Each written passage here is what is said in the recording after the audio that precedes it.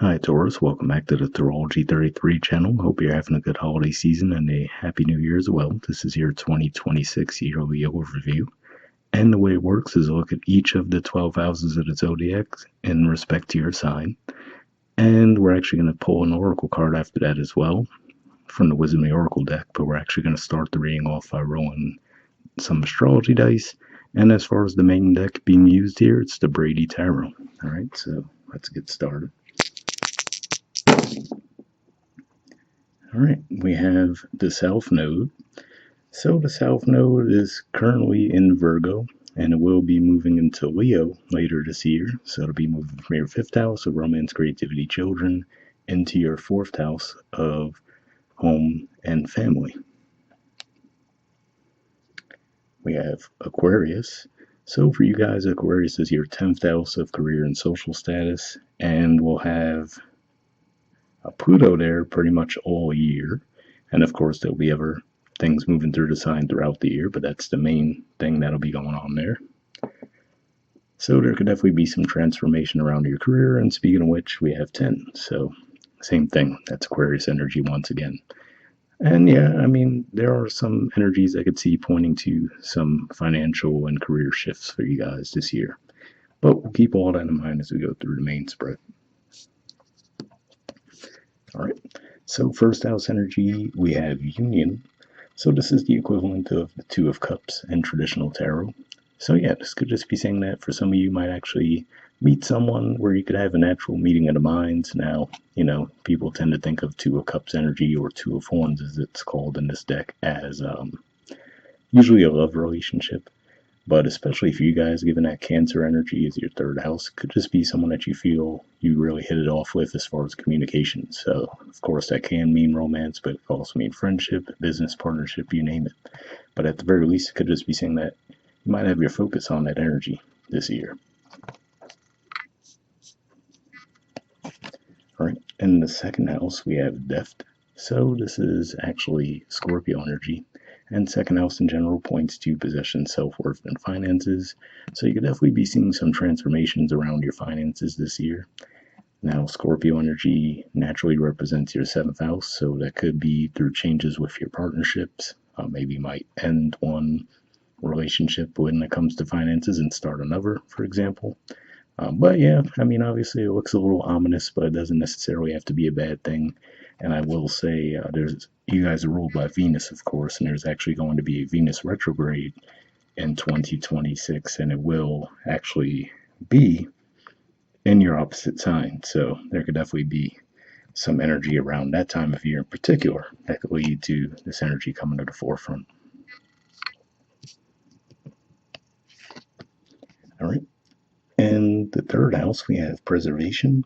So this is the equivalent of the Four of Pentacles. And really with this, given that it is in your house of communication, short journey, siblings, I feel like this is saying you're probably going to be a little bit more withdrawn this year for the most part. I feel like you'll be keeping yourselves a little bit more. And given that we do see the energy of preservation, right, maybe it's just one of those things where you could feel a lot of transformation going on in your life to where you might just feel a little bit more withdrawn. Again, doesn't necessarily have to be in a negative way, but it does seem like it will be a bit of a change of pace for you guys.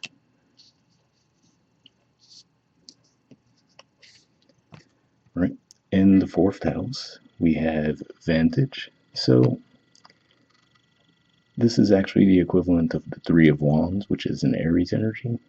So yeah, I feel like this is another indicator saying that you'll probably be keeping yourselves a bit this year, and maybe just staying a little bit closer to home, right? More focused in your home environment. And again, I feel like there's a sense of comfort with it though, right? I feel like you're not necessarily in a rush to start anything new, right? You could just be more focused on where you are and waiting for things to come your way that are worthwhile.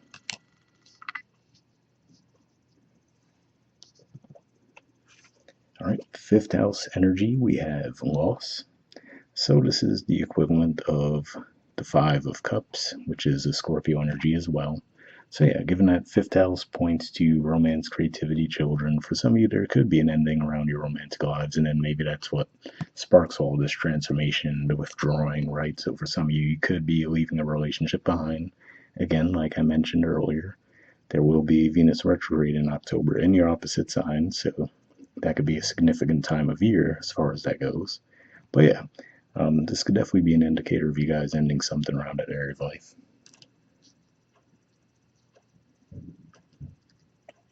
In the sixth house, which represents your health, work, and daily routines, we have wealth. So this is the Ten of Roots, which is the equivalent of the Ten of Pentacles, and obviously this is a good sign as far as that area of life goes, right? So wherever it is around your work lives or just around your health, even, definitely a good energy to see here. So there's definitely room for some growth around that. And stability, which is obviously a positive, and then especially if you're worried about that death card energy in the second house. All right. In the seventh house, we have inspiration. So this is the Ace of Feathers, which is the equivalent of the Ace of Wands in traditional tarot. So yeah, so this could just be saying that there could be someone that does cross your path that maybe does like that spark up in you. So when we look at this through the context of an entire year, right? Again, like I said, maybe you might end a relationship, but there might be a new one that actually catches your attention this year as well. So now, like I said, for some of you, that Venus retrograde energy coming up in October could be significant, but of course, it's not going to be the case for all of you. This could definitely be saying that you could be leaving one situation behind and then feeling excited about a new opportunity. All right. Eighth house energy, we have burden. So this is the equivalent of the Ten of Wands. It's the Ten of Feathers in this deck. And yeah, seeing this here around eighth house. Now, eighth house in general points to death, rebirth, intimacy, even taxes to an extent. So yeah, it could just be saying that those areas of life might feel a little bit heavier for you guys this year. Now, of course, like we said, if there's going to be a shift around your love lives, maybe leaving a relationship behind, right? Of course, maybe that could impact intimacy. So could definitely be pointing to that. But financially, like I said, it seems like you're going to have some pretty positive momentum financially, even if there is an initial setback. So it seems a little less likely to be around your finances, but could be the case for some of you. All right. Ninth house energy, we have swiftness.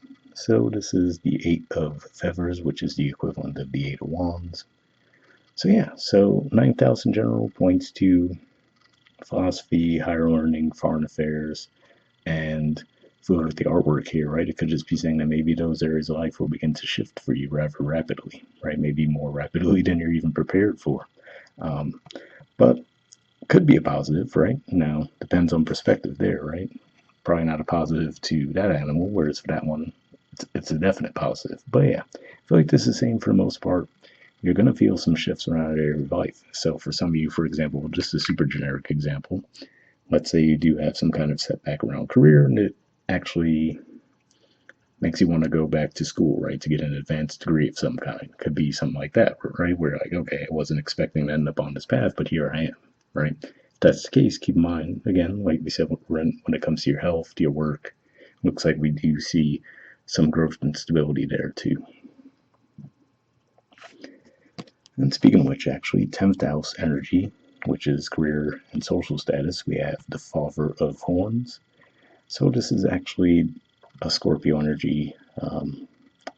So a lot of Scorpio energy coming out in significant ways for you guys this month.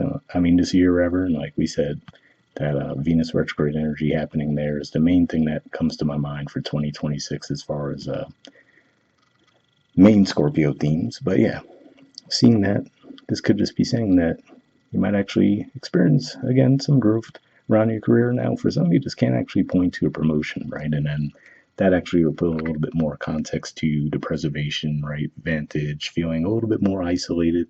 Because if we look at the artwork here, too, right? This animal certainly looks a little isolated where they are, right? We see the water all around them. They're on this little island. So could just be saying that, yeah, you might actually have some career successes, but, you might feel like there are some sacrifices around that on the other side of things, maybe when it comes to interpersonal connections.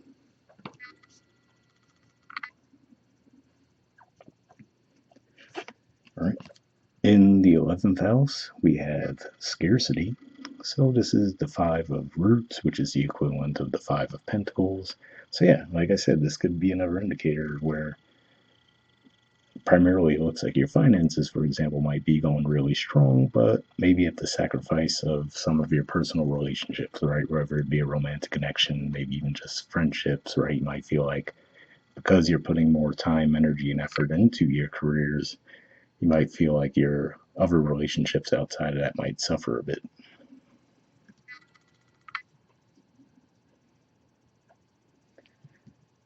And 12th house energy, we have the Nine of Feathers, which is the equivalent of the Nine of Wands. So, yeah, seeing this here, I mean, given that it's 12th house, I feel like this is saying you might more, it could be more of an internal conflict, right? And like I said, maybe you're just feeling a little bit torn this year, where, again, like I said, it looks like there could be a focus around finances, right? Maybe for some of you might feel like it's thrust upon you. You're not necessarily going into the year expecting to put a lot of focus toward your finances, whereas for some of you, of course, you would. But it looks like, again, it's going to throw things a little bit out of balance for you guys when it comes to your day to day connections with people. So maybe you could just feel that internal conflict, right? Where you're like, okay, well, yeah, now I'm having career success, which is great and all, but am I losing the connections around me in the process, right? Well, the positive there is in the bottom of the deck, we have Temperance. So, I mean, this is the same name that most tarot decks use. This is the major arcana energy for Sagittarius. So, if nothing else, I feel like this, especially if you look at the artwork in particular, right, it could just be saying that as we go through the year, right, this makes me think of growth if we just look at the general artwork there. I feel like this is saying that, you know, what might feel like sacrifices earlier on, by the time you do get toward the end of the year, which of course would be Sagittarius season again for 2026, you feel like it was worthwhile. You know, you feel not only that, but I feel like you feel like you found that balance, right? Of okay, maybe things were in balance for a while because again, maybe you're putting more energy toward your careers to where your personal relationships start to suffer, but maybe as you get later on into the year, you figure out a way to balance it all in a more positive manner. All right, so yeah, lastly, we'll pull an oracle card to see what it has to add to the equation. So I'm going to give this a few shuffles and then we'll actually pull a card. So let's do that.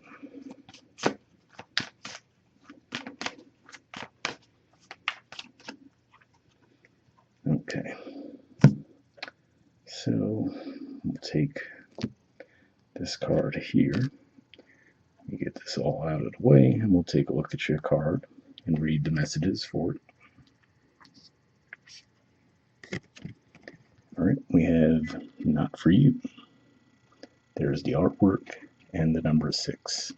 So yeah, so that to me is another indicator that, like I said, you could definitely be leaving some situations behind this year and embracing new ones, but we'll see what it adds to the mix. All right, essential meanings says a clear knowing that something is being denied you. Rejection is God's protection. The Oracle's message. There are times when it appears that no matter how deeply you desire something, no matter how hard you work at something, the results you seek seem to elude you. It's as if you don't really get to be in the game, and you feel you're just watching from the sidelines. The appearance of this card indicates that you are not going to attain what you want right now, that indeed, your dreams for that exact thing will not be fulfilled. This is a time to radically accept that not everything is available to you when you want it. Take heart, for there are benevolent forces who desire the best for you and have a much clearer idea of what is for your highest good. Rejection is God's protection. Something much better that will make you truly happy is on its way. Trust this. So yeah, reading that message there definitely seems to emphasize what we were saying, right? Where it looks like you might go through a bit of a cycle where you have some loss, right? We talked about death energy, the loss energy, where again, like I said, it feels like it could be primarily related to finances, but seeing this shows me that even if there's an initial setback, you will have a positive shift from there. But again, like we said, maybe the finances could be steady, but in the process of your career successes, maybe you start to find that other relationships in your lives are suffering. But hopefully that message resonated if that's the case. The relationship message says, Some relationships carry an innate seed of failure in them that is obvious from the beginning, but the red flags escape your observation or you refuse to acknowledge them. When a relationship is not meant to be, it's not meant to make it be. Rejection is a sign that you're being protected by the divine. If you are the one who must reject another, remember that you do so for both your sakes. For every pot there is a lid. This may not be the best fit. So yeah, definitely, again, pointing back to what we were saying with that fifth house energy of loss, right? And then seeing the union and the inspiration, there could definitely be a situation where you might be walking away from a relationship, and then possibly a new one could come along down the line from there. The prosperity message says you can strategize and project and systemize and invest all your time and energy, but sometimes your best laid plans seem to go awry in spite of it all. Keep in mind that no effort is wasted. Fail fast and learn from defeat. Then keep going. You will eventually succeed, although perhaps not at this game, not at this time. Know when to fold your cards. So yeah, that message also seems to resonate with what we were saying as far as looks like there could definitely be some shift around your finances, maybe your career, but again, I do see growth. If you look at that 6th house energy, 10th house energy, but yeah, maybe it's just a jolt to the system initially, right? So not to downplay it, it could definitely be a little tricky to navigate initially, but overall, it looks like you will find yourselves in a better position as we progress through the year. So, hopefully that resonated for you guys. We'll wrap up there. Once again, hope you have a good holiday season and new year. Bye.